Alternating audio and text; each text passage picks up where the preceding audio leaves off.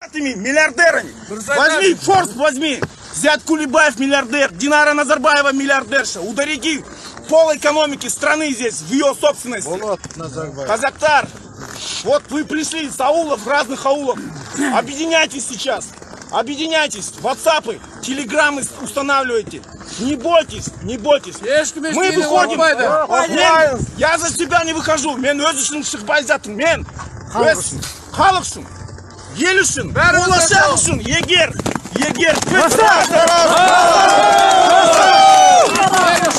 Егер қазір біз осылай қорқып жүрсек, біз елден айырыламыз. Мен білем, осы бірлестіктің жігіттер, басқа жігіттер, мықты жігіттер. Мен Пеген Шоқан университет оқығанда қаншама рет біз жүрдік, төбелесіп, ешкімнен қорқпай.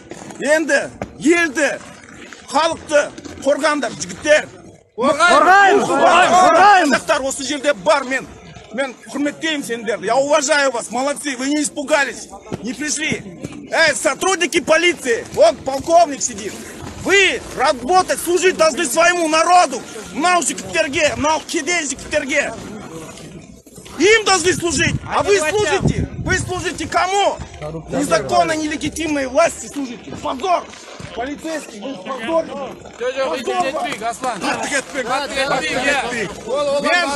Мен заң бойынша айтып жатырмын. Просто ел үшін.